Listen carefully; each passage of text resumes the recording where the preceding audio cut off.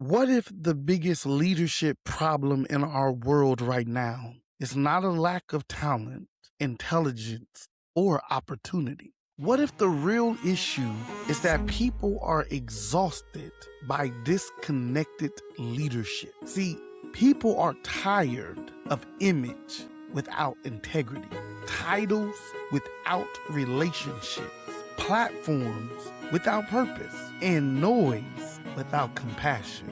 And here's the deal, and whether we realize it or not, leadership is shifting right in front of us, not just in businesses, not just in churches, but in families, communities, schools, friendships, and in everyday life. The question that we're going to talk about today is not whether leadership is changing. The question is, will we change with it? Hey, family. What's up? It's your boy Lewis here. And I'm actually excited that you joined us here in the living room. Today, I've been having some thoughts, a lot of thoughts about leadership. So, as many of you know, I run and founded, my wife and I founded The Village, Indiana, which is a mentoring organization in the state of Indiana. And we do some great things. If you want to learn more about it, all you got to do is a shameless plug. Go to www.thevillageindiana.org and you can learn more about what we do and how we mentor and create what I call mentoring communities. But as I've been thinking about these mentoring communities and thinking about community development, one of the biggest things that I keep thinking is leadership is changing. Like, it really is. And today, I kind of want to talk about why the old leadership model is dying and what is actually beginning to replace it. I think I'm going to name this episode The Shift is Already Here. Yeah, bro, sis, the shift is already here. We can see it on the horizon. Things are changing. People are changing. And if we don't begin to handle or understand or dissect this new shift, we're going to be left behind, you know? Let's think about this. This old leadership model is actually, it's beginning to break down. For years, leadership was built around what? Like hierarchy, control, image, power. And don't get me wrong, do we still see that right now? Yes. But there's a shift happening. If you think about the old leadership model, the loudest person in a room often became the leader. The person who had the title was the authority. And here's the real deal. Success was measured by numbers, applause, influence, status. That old model is what it was all about. I bet you if you're not careful, you're still doing it too. That is all about how many numbers, what kind of applause I get, my status. But I'm thinking, and this just me mulling over in the living room. I'm thinking things are changing. People have stopped trusting polished leadership that lacked authenticity. Okay, here we go. This is going to be a little bit different. And I'm going to say something a little different, and some of my listeners going to be like, Lewis, you are tripping.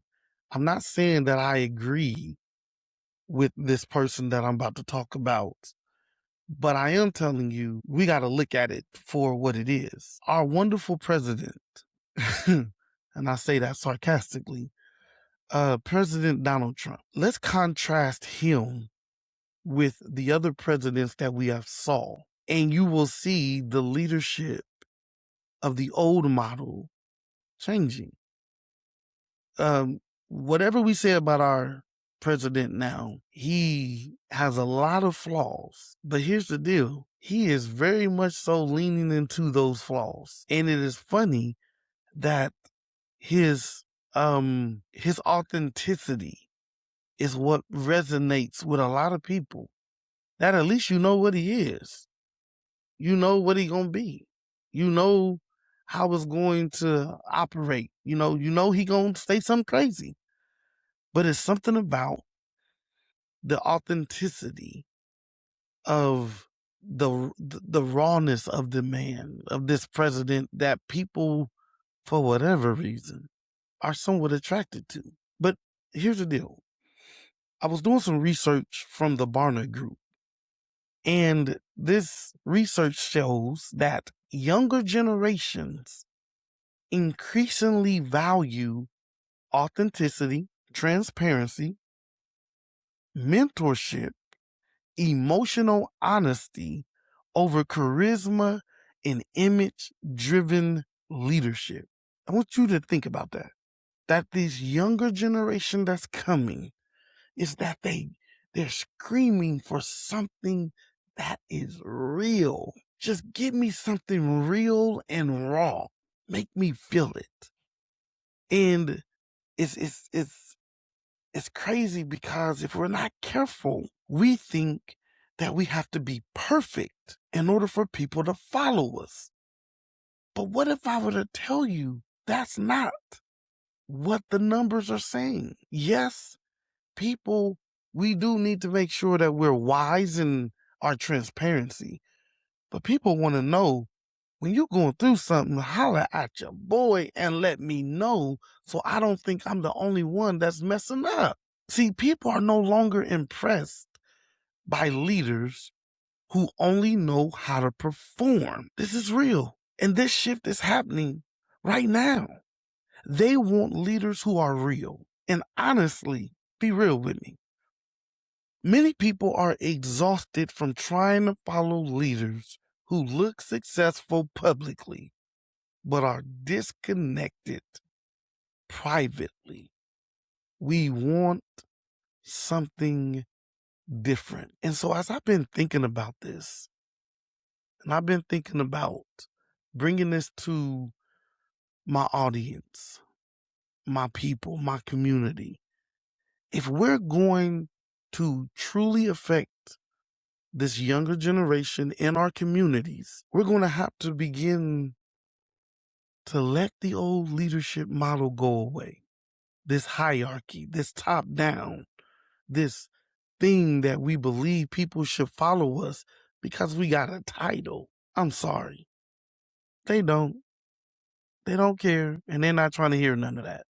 Like, real talk.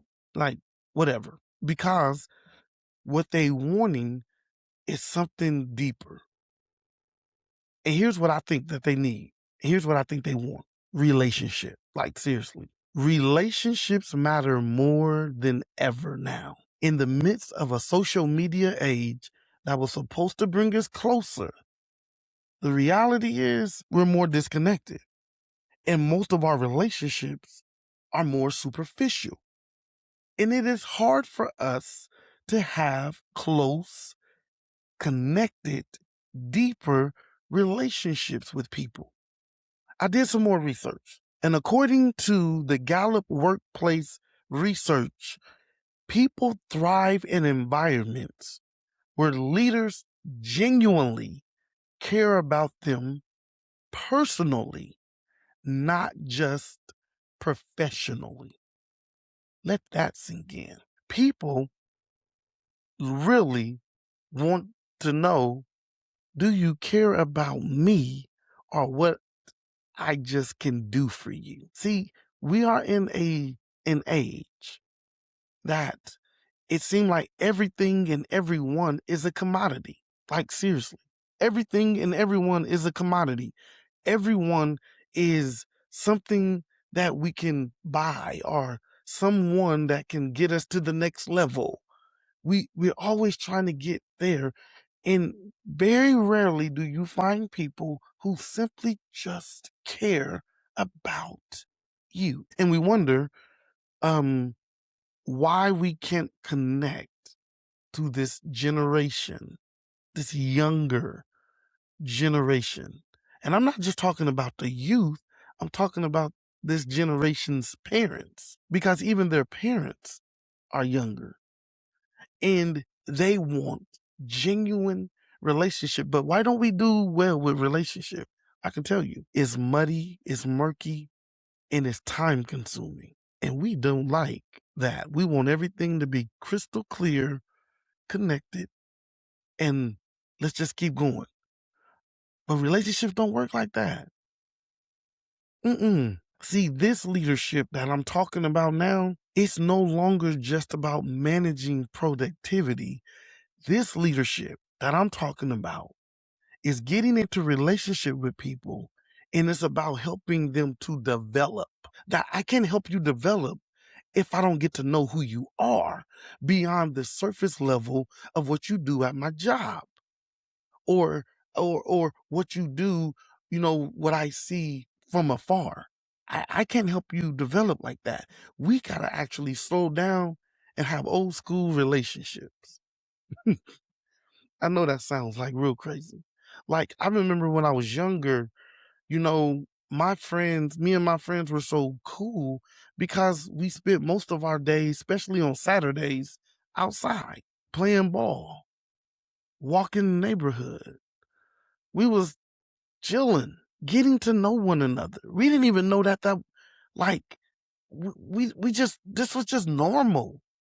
You got to know the other person just because I was connected to them. But now we got every distraction that is messing us up because we can't connect. And we got to connect, peeps. We got to connect. If you're going to lead in this generation, in this 21st century, if you're going to lead, whether you're at home, in your workplace, in your community, at your church, you're going to have to value relationships. One of the greatest lies of the modern culture is that influence comes from position. It does not. It does not. Like, real talk. Real influence comes from connection. Let that sink in. I'm still here. Real influence comes from connection. The connection of a father sitting at a dinner table listening to his child. The connection of a mentor checking in on a teenager. The connection of a teacher encouraging a struggling student. Let me go a little deeper. A coach building confidence in a young athlete, or a neighbor caring about the people in their block. That right there is leadership.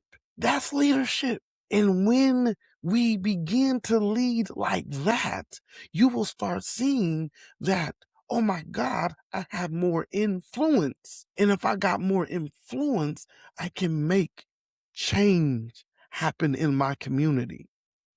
See, we are in a world right now, peeps, that is battling loneliness, anxiety, disconnection. Relational leadership matters more than ever because people are going through it, man. We're going through it. The U.S. Surgeon General even released a report describing loneliness as a growing public health crisis. Yes, people are starving for real connection, which means leaders who know how to build relationships will become more valuable than ever. And so here's the deal. I got some more that we're going to pick up on next week, but these living room conversations are short and to the point. If you're going to lead now, you cannot lead the old way. We must lead from the bottom up versus from the top down. Let that sink in. Grassroots leadership and grassroots change is what I'm about. I want to help you that when you tune in, I'm talking to the grassroots leader, the one that's in the trenches, the one that is not necessarily the CEO of the company, but the one that got more influence possibly than the CEO of the company. Why? We're going to deep dive in this series called The Leader Shift. We're going to deep dive into this, and we're going to begin to start seeing how leadership has shifted and how we have to shift with it. But here's your challenge for this week. Do not wait for a title to become a leader. Lead where you are this week. So here's how do I do that, Lewis? Tell me, give me some practical tips. Simple. Go encourage somebody. Check on somebody. You know what? Become a mentor to somebody. If you really want to become a mentor, find out where the village is in your city and join in. All you got to do is go to www.thevillageindiana.org. Become a mentor. Serve your family. Yeah, this is how you lead where you are. Build relationships. Be authentic. Here's the deal. Collaborate with someone rather than compete with them. Because whether you like it or not, the leader shift is already here. The future belongs to leaders who know how to love people well. And this is what we are going to help you to do in the living room. See you next week.